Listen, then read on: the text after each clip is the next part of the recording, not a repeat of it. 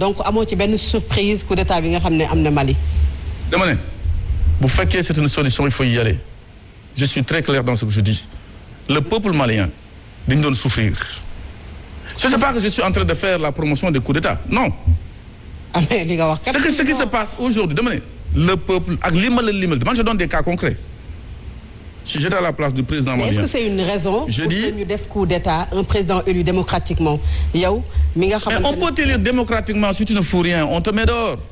par un coup d'état entre deux mandats. donc yow nangu nga coup d'état bi am Mali bu ñu déggee. man gis nga man ça ne me fait ni chaud ni froid. je vous le dis entre nous par rapport à li ma ci xam parce que man li may wax dama ko xam.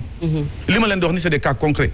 Comment on peut organiser des élections législatives alors que ce principal opposant est enlevé xamuñu ndax dee na wala deewul da nga waroon surseoir à ça. est-ce que war na servir de leçon tey ñi nga xam ne. à tout le monde ñoom ñoo nekk fii nga xam ne mooy Côte d'Ivoire gis nañu Alassane Dramane Ouattara def li nga xam ne moom mooy investiture am le samedi passé gis nañu Guinée ñu wax fii Sénégal lam-lamee troisième mandat boo xam ne ku ko tudd sax daanaka ñu génnee la ci li nga xam ne moom mooy sa poste de responsabilité ndax leçon nekkul leçon ci chef d'état yooyu. c'est une très belle leçon dégg naa aussi yeneen chef d'état africain yu bokk CEDEAO di wax y compris le Bissau guinéen mais également le Nigérian dégg naa ko je suis très très au fait de ce qui se passe dama ne vous prenez le cas de la Côte d'Ivoire fekkee seulement en tant que gardien de la Constitution le président de la République ñu dénk la ko yaay garder Constitution bi yaa koy njëkk a torpiller ça pose problème. donc un troisième mandat c'est un coup d'état constitutionnel. surtout lorsque l'argument soulevé mooy en Côte d'Ivoire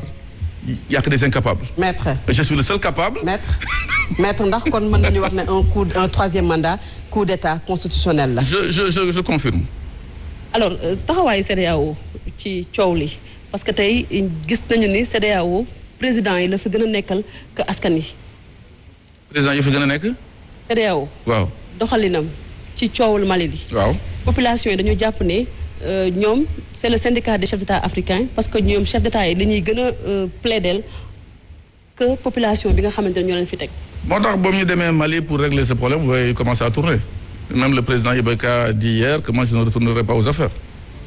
yaa du peuple la ñu bëgg la ñu gën di xaar que. vous savez gis nga nit da ngay topp lu sa peuple bëgg le peuple malien est avec ce qui s'est passé c'est bon à des degrés divers bien entendu parce que loolu mooy démocrate am ñuy contre am ñuy non mais dama ne fu ñu toll woon ci insécurité au Mali les gens mouraient des attentats dans les hôtels Radisson dans la capitale on enlève le principal opposant pendant que votre famille fait la bamboula dans les îles je dis oui, pourtant vous êtes nommé élu démocratiquement. Charte africaine des droits de l'homme et des peuples dañu ko wax mu am lu mu jagleel askan wi seen àq ak seen yelleef ci moment boobu aussi tamit mu am ay textes yoo xamante ne ni dafa dàq coup d'état loolu est-ce que indiwul des fois problème d'interprétation yi ñuy gis ci textes yi ba des fois sax mu indi problème fii ci Sénégal comme trois. lenn rek parce que quand les militaires du Mali li ñuy def nii lu may ñaan yàlla mooy ñu gaaw rendre le pouvoir le plus rapidement possible. Il y a des gens qui sont capables parce qu'il y a des gens qui sont capables c'est pas comme la Côte d'Ivoire au Mali il y a des gens qui sont capables waxuñu ne loolu donc 3 ans yi ñu bëgg a kii moi je suis contre parce que l'appétit vient en mangeant. texte yi interprétation des textes maître nga ñëwaat sama question est-ce que du tey loolu moo indi tey jafe-jafe yi ñuy nemmeeku ci réew Afrique yi parce que fii Sénégal déjà ñu ngi wax problème troisième mandat que ni mënul nekk c'est réglé par la constitution au moment où yeneen constitutionnalistes ñu ngi wax le contraire.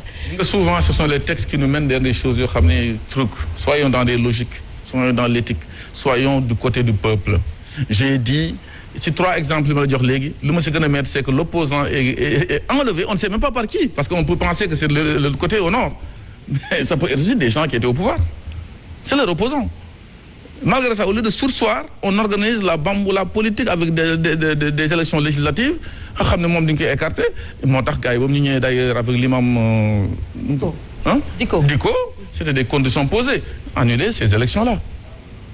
donc chef d'état yi texte yi interprétation yi nangoo ci tontu maître. gis nga texte bu leer kenn du ko interpréter. gis nga lu set boo ko bëggee raxasaat da nga koy tilimal déggoo ma de.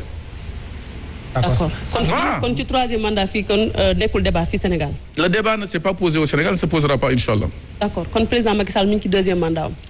oui gis nga deuxième ak second man ça m'est égal ngay naan second au deuxième je sais ce que vous voulez dire dégg naa tubaab j'ai fait 25 ans en France dama jàng ñooñu xam nañ ko second deuxième ça c'est de la littérature lu am solo